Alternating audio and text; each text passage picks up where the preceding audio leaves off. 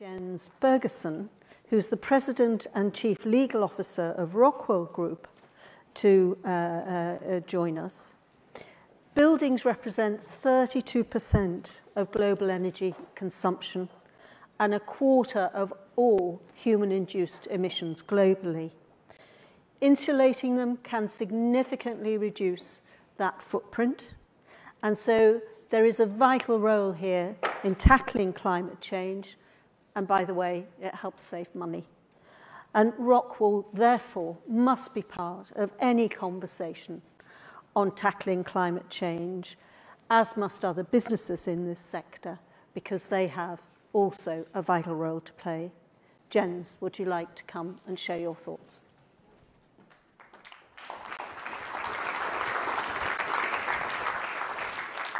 Ladies and gentlemen, we are a much smaller company than ROCKWOOL, but what we do is quite important. You might not know so much about us, but we produce primarily stone wool.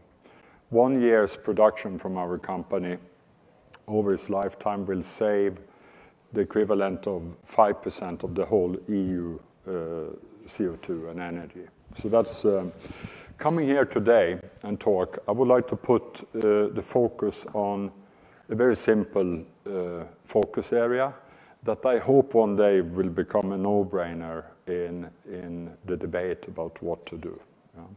In the presentations up to now, you have heard a lot about renewables, new technology, and that's needed. We need to do a lot of that, but there are also some simple things we can do that we can start with today, and it's quite evident why we need to do them. And that is to focus to sort out the issues in a big and low-performing sector, which is our existing buildings.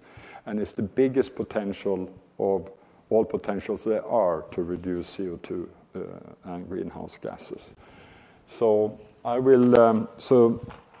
my conclusion will be that we should focus more on renovating existing building stock and to save energy, not only generate, and also that goes hand in hand with increased use of renewables. So over the next 20, 30 years, by 2050, we have 2.5 billion more people. And if we go on as we do now, that will require 50% more energy and obviously 33% more housing to fit everyone in. And almost 70% of these people, 2050, will live in cities. So the focus is to do something about the cities. And we will spend 90% of our time, as we do today, it will not change, indoors. And that's why it's so important. So if we just go on as we do, we need 50% more energy. And to generate 50% more energy, even though it's renewable or wind, you need to dig something up to generate it. Looking then in the energy scenarios for the 2C goal, the biggest contributor in the 20 or 30 scenarios that have been done, many institutes, all have energy efficiency in there. And 42% of the emission reductions comes from energy efficiency measures. That means saving energy, yet we don't talk about it. Yet we don't map out how to do it. And I'm not quite sure why that is the case.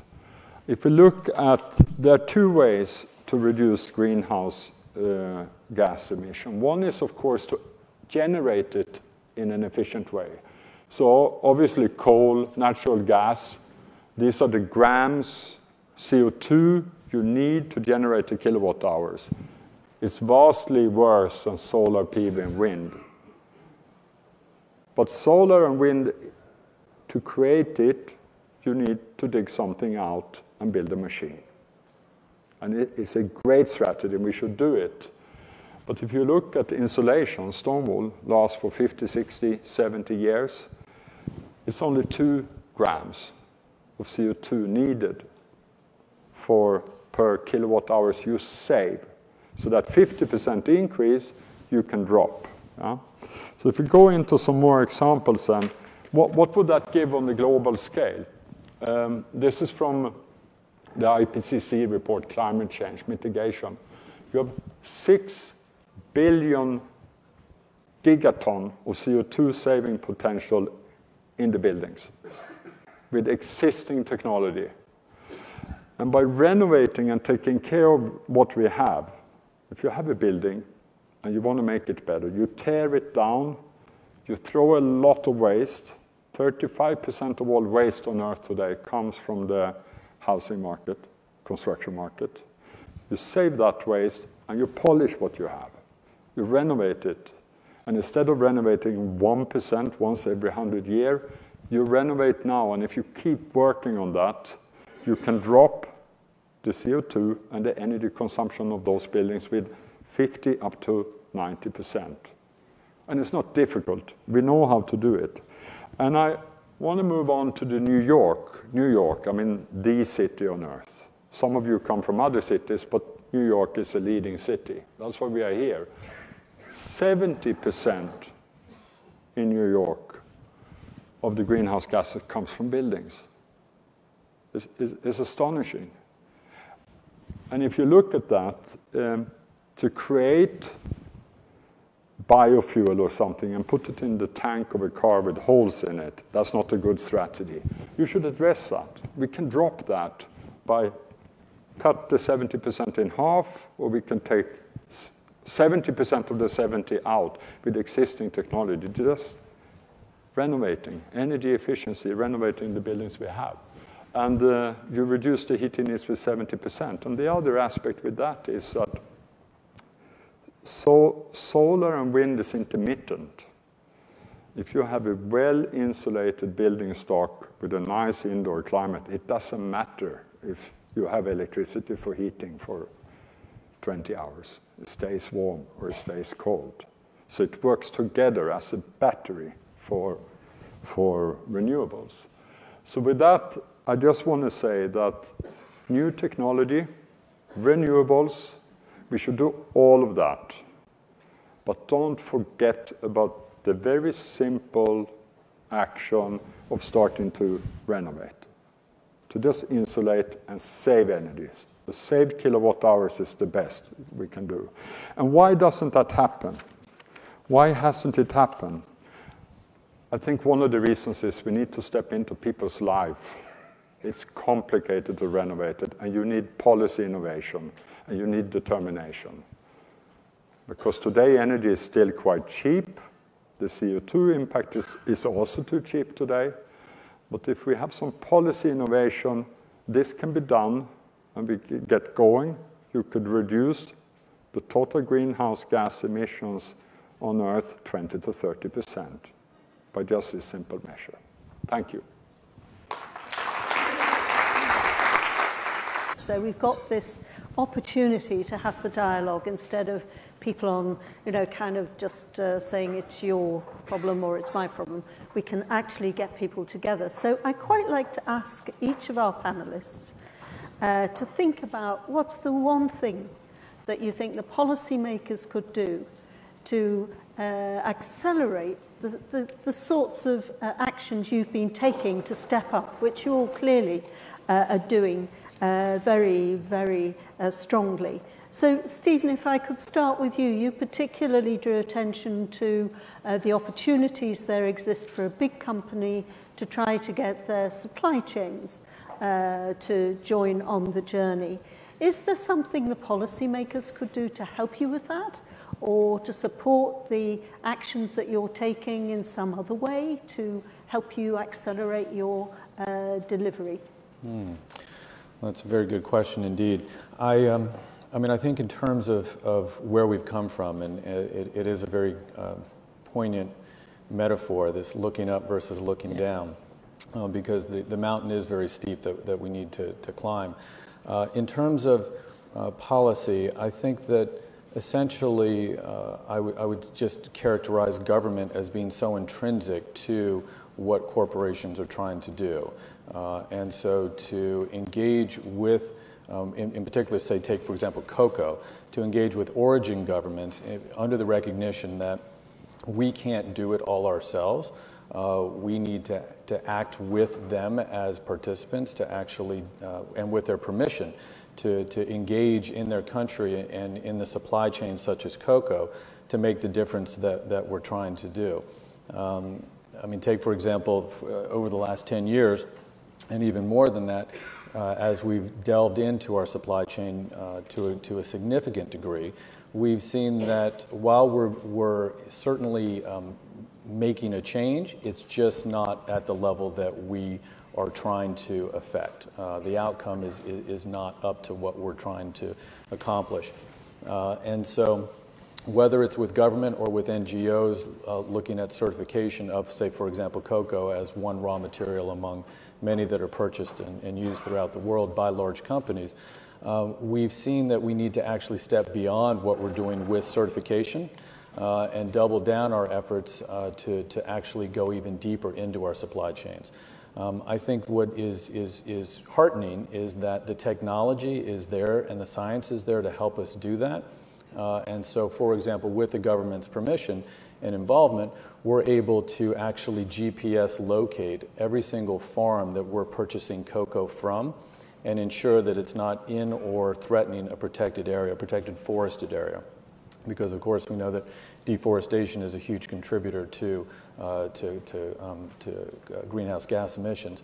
So I think that I wouldn't have a particular call out to governments per se, but I would say that it's critical that we have them as actors along the path and that we're prepared to fully engage with them as need be. Thank you. Jens, would you like to? Quite easy. The whole presentation was around that. Yeah. But difficult to make. And I think there is to promote renovation, lifting it from 1% to maybe 3% per year, and create some sort of tax rebates, incentives, so that when the property change hands, that you get help to renovate. And then I think also get ready for the downturn. We are on an upcycle now. Governments, I think, should get ready for that in the next downturn.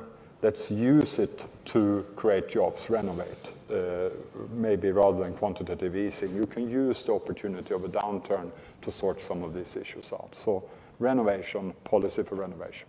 Well, that really does build on the remarks you made a moment ago. Is there anywhere that's doing it well? I discussed it, and it's very tricky because you have voters in the buildings. And for example, last year I saw a very interesting presentation from the Californian local government, and they are working on schemes that when an apartment change hands and with incentives, but no one has really fully executed anything yet. I think France are starting to put money and ideas. So I think someone will figure it out, and then we can learn from them and put it together. And it will vary. It will vary in different countries. But it's important to realize the potential. If you realize the potential, I think someone, every country can find their way. Okay. Francesco. Well, I think there is an issue of level playing fields between different energy sources. Today, we still have a lot of places in the world where fossil fuel are subsidized. And that, of course, goes against common sense and goes against the evolution of things, but clearly slows down progress. So I think the removal of subsidies to fossil fuels is needed if we want to accelerate this trend. And the other stuff is about just transition, which is a big cloudy word that basically tries to address a combination of worrisome concerns by a lot of people. The digital evolution, what is it doing to my job? The transition of in a new energy scenario, what is it doing to my job? Am I losing? Am I gaining? Am I on the losing end? Should I fight? Am I on the winning edge? Should I just sit and relax? And that is a big issue which governments and the business community should tackle, telling the truth. Because people know the truth very well, but they shouldn't be told lies. And telling the truth is a big step towards finding a solution. And to what you just said, yes, it is a voter's issue, people sitting in the building and, what are they actually going to do with that? But there's also big potential for a solution, because you have a lot of new businesses coming up with this transition that offer job opportunities, different job opportunities, but job opportunities that might even be more interesting and more fun. So people should be told the whole story, not just your factory is going to be closed, your plant will not have a future, sorry. That's not the way to go, because there would be a pushback. And we need to help governments, because obviously they have their own problems in dealing with the truth sometimes. But we have to protect people from this kind of fake world that is being thrown at them in many ways. Technology is, in this case, helping. It's not something to be concerned about for a change. Let's not just have another debate about what the new jobs are going to be, fewer than the old jobs that are going to be lost. Not true. Not true. We have to be courageous and handle that in the right way. If I may speak to that, I mean, I think that's a very relevant and cogent point. And change is always, scary and a bit threatening. But I think with technology, how we look at it is it's a real opportunity, and it's a real opportunity all the way down to the factory floor, through to how we market and sell our products. And so what we're doing certainly is to commit to our workforce and to our associates and to recognize that they do need training. So we're fully committing to upskill, if you will, 10,000 of our associates this year, and also to utilize what we have called the Mars University, which is a bit of a virtual university. It's not a campus, but we're actually taking it online, so all associates can access it regardless of where they are or when they might be able to. So you don't have to travel to a seminar, if you will. So I think indeed training is critical, and facing into the fact that people will find it scary, but nonetheless there's a real opportunity within it. And I think we heard from our other speakers earlier in the session about how much opportunity the new technologies will give. And one in particular that I think has been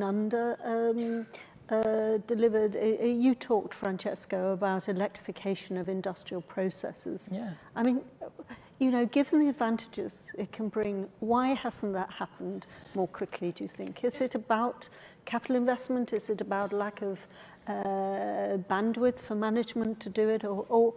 And we've got some industries here, so maybe Jens and Stephen will want to respond to this. But what's your perspective on that? What we observe is that just recently, this has become an auctionable potential change. And that is because of the penetration of competitive renewable energy into the mix. Until you have that, it doesn't really make sense. You're going to use fossil fuels to generate electricity, which in turn will be, so at the end of the day, efficiency will just define where is it that energy should stop, electricity.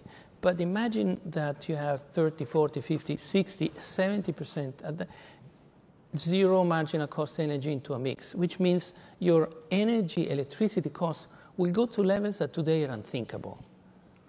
20 cents, 15 cents. I mean, at that point, you start saying, why am I not using electricity? Because it's cheap, it's reliable, it's not going up and down depending on what oil does now and then, and it's not polluting because it's already deeply decarbonized. So, I mean, it's a no-brainer. It's just that technology enables that just now.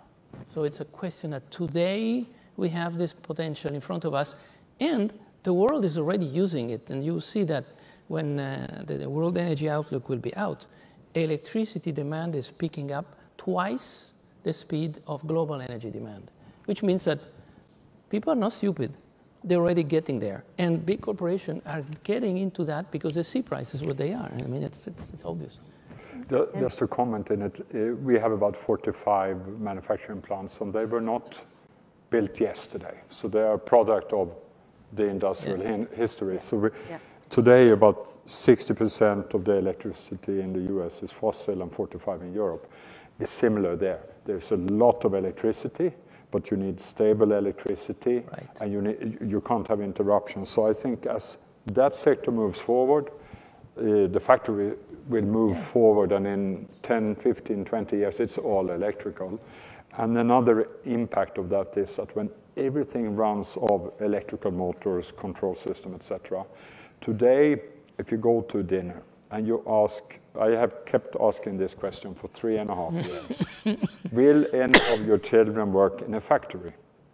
I have not gotten one single yes today. No one wants a factory, no one believes in the factory jobs. In 10, 15 years' time, I think this will move around. Yes. It will be much cooler to run a big portion of a manufacturing line, creating real value with fantastic computers and sensors. You need to be very qualified. You have learned a lot. You don't need to be a PhD, rather than being an accountant or something else where the computers really threaten you. Yes. So I think a lot of these electrified factories with high levels of IT and all the rest, fantastic places, but we will see that in 10, 15 years when people reevaluate how they look at the factory. Thank you.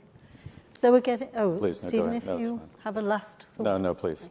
Well, I was just going to round off because I think we've heard tremendous narratives about the way in which the 5 companies in this session are stepping up. They're not the only ones, but actually they are at the leading edge. And the message is that business must do more, but it can do more, and it's already doing more. So I think as long as we don't look down. Don't look too much up. Don't look too much up, sorry. Don't look too much up. Then we can get there. And I'm sure you want to join me in thanking our panel for their contributions and all the speakers in the session. Thank you. Thank you. Thank you.